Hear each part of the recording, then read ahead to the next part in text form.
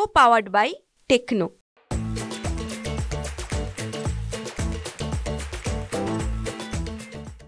महात्मा गांधीजींच्या जयंतीनिमित्त आज राष्ट्रवादी काँग्रेस शरदचंद्र पवार यांच्या पक्षाकडनं मार्च काढण्यात येत असताना आपल्याला पाहायला मिळतात। मंत्रालयाच्या शेजारी असलेल्या महात्मा गांधींच्या पुतळ्यापासून ते हुतात्मा चौकापर्यंत हा संपूर्ण मार्च जो आहे तो राष्ट्रवादी काँग्रेस शरदचंद्र पवार यांच्या पक्षातल्या नेत्यांकडनं काढला जात आहे। स्वतः प्रदेशाध्यक्ष जयंत पाटील असतील, रोहिणी खडसे असतील, राजेश टोपे असतील, सुप्रिया सुळे असतील, जितेंद्र आव्हाड असतील, असे अनेक दिग्गज नेते मंडळी जे आहेत ते संपूर्ण मार्च मध्ये जे आहेत ते सामील झालेले आहेत।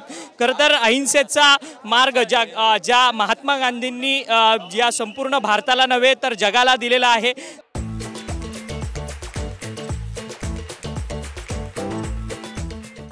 त्यांच्या जयंतीनिमित्त हे संपूर्ण मार्च जो आहे तो काढण्यात येत असल्याचं पाहायला मिळतं। त्याचसोबतच आज लाल बहादूर शास्त्री यांची देखील जयंती आहे आणि त्या या संपूर्ण दोन्ही महापुरुषांच्या जयंतीच्या निमित्ताने हे संपूर्ण लॉंग मार्च जो आहे तो राष्ट्रवादी काँग्रेस शरदचंद्र पवार यांच्या पक्षातल्या नेत्यांकडनं काढला जात असल्याचं सध्या तरी आपल्याला पाहायला मिळतात। मोठ्या संख्येने या मार्चमध्ये पदाधिकारी देखील पक्षाचे पदाधिकारी सामील झालेले आहेत आणि या संपूर्ण मार्चमध्ये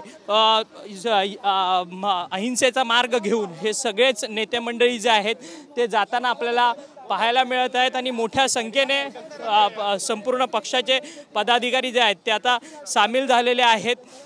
आज 2 ऑक्टोबर महात्मा गांधींची जयंती आहे, त्या निमित्ताने हे संपूर्ण मार्चचं जे आहे ते आयोजन करण्यात आलेलं आहे। आपल्यासोबत अनेक नेते मंडळी देखील आहेत, आपण त्यांच्याशी या सगळ्या संदर्भात चर्चा देखील करणार आहोत। आमदार जितेंद्र आव्हाड आहेत। जितेंद्र आव्हाडजी, ज्या महात्मा गांधींनी अहिंसेचा मार्ग या देशाला दिला, आज त्या महापुरुषाची जयंती आहे, काय सांगाल? देशामधली नाही तर जगातली परिस्थिती बघितली तर हिंसेच्या मार्गाने जाण्याचा विचार जवळजवळ सगळेच करताना दिसतात, पण भारतामधली त्यावेळेसची स्थितीचा विचार केला तर भारत हा जातीपातीमध्ये धर्मामध्ये वाटलेला होता। त्यांना एकत्रित करणं हे अशक्य होतं आणि हिंसेचा जर मार्ग स्वीकारला असता तर तो काही भारतीयांच्या फायद्याचा झाला असता असं मला वाटत नाही।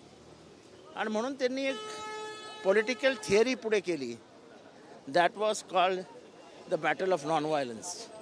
अहिंसेच्या मार्गावरनं हिंसेवरती विजय मिळवणं ही अशक्यप्राय वाटणारी गोष्ट त्यांनी शक्य करून दाखवली, ह्यातच त्यांची ताकद होती। परंतु राज्यात अराजकता आणि गुन्हेगारी वाढत नाही असं वाटत नाही आणि म्हणूनच गांधीजींची गरज आहे। गांधीजींच्या विचारांची गरज काय? दुर्दैवाने इथे नथुरामाचा उद्धार करणारे जास्त आहेत, नथुरामाला पूजणारे जास्त झालेत। नथुरामाला पूजणारे या महाराष्ट्राचा बट्ट्याबोळ करतील। एकीकडे देवेंद्र फडणवीस म्हणतात की वोट जिहादमुळे संपूर्ण पराभवाला जे आहे ते सामोरं जावं लागलेलं आहे लोकसभेमध्ये। मला वाटतं त्यांचं पॉलिटिकल मॅथमॅटिक्समध्ये काहीतरी चुकलेलं दिसतंय। दिंडोरीमध्ये किती मुसलमान आहेत, नाशिकमध्ये किती मुसलमान आहेत, नाशिकमध्ये आपलं चंद्रपूरला किती मुसलमान आहेत, असे मी काही मतदारसंघ मोजून देतो की ज्यामध्ये 20% जास्त मुसलमान नाही आहेत, कुठेच नाही आहेत 20% जास्त मुसलमान लोकसभा मतदारसंघात। म्हणजे अगदी आपण भिवंडीचं उदाहरण घेऊया, भिवंडीच्या 2 मतदारसंघात मुस्लिम उमेदवार आहेत, बाकीच्यांचं काय? आपण ईशान्य मुंबईचं उदाहरण घेऊया।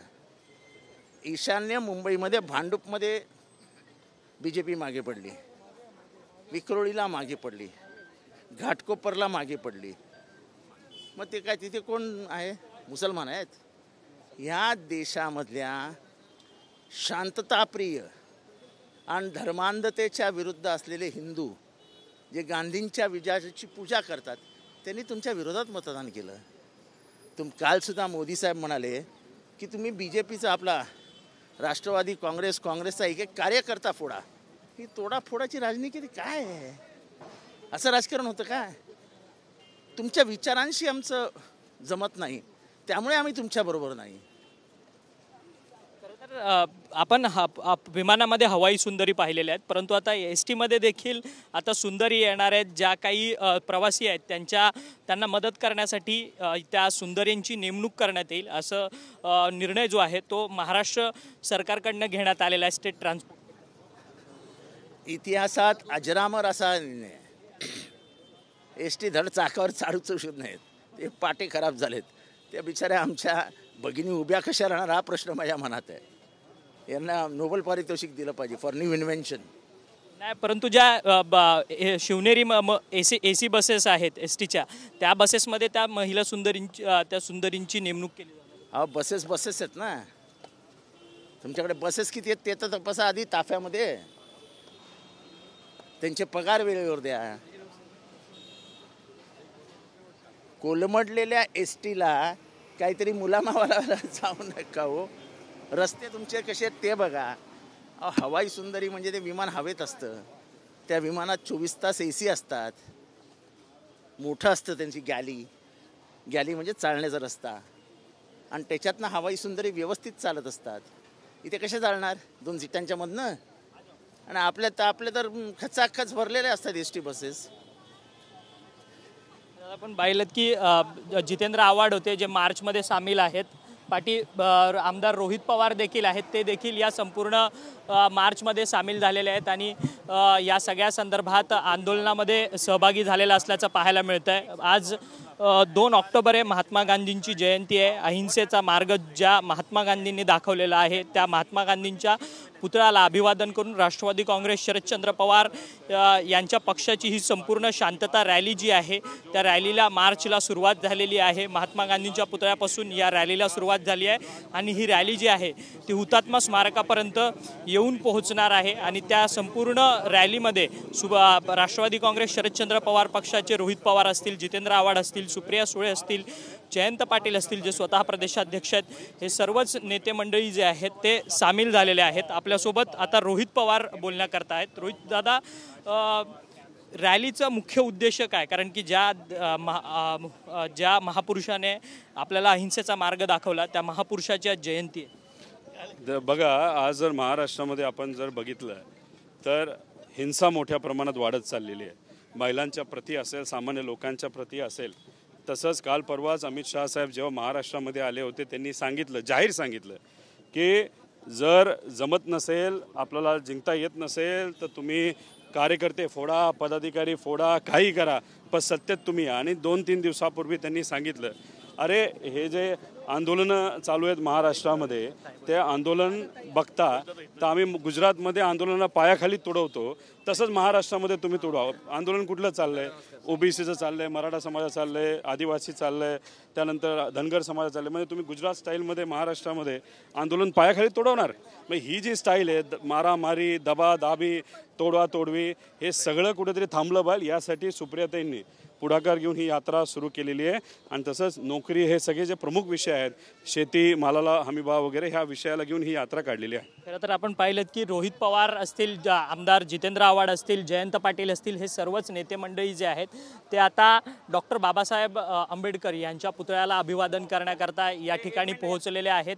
आणि हे सर्वच नेते मंडळी आज 2 ऑक्टोबरला महात्मा गांधींच्या जयंतीनिमित्त एक शांततेचा संपूर्ण संदेश देण्याकरता आणि त्याचसोबतच ह्याकरता ही संपूर्ण रॅली जी आहे ती काढलेली असल्याचं सध्या तरी आपल्याला पाहायला मिळतं. व्हिडिओ जर्नलिस्ट प्रेम म्हात्रेसह अक्षय मंकणी, TV9 मराठी, मुंबई.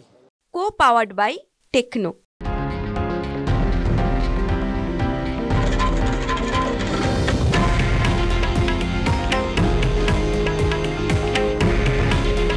हे आहे देशातील नंबर 1 न्यूज नेटवर्क आणि आपण पाहत आहात TV9 मराठी.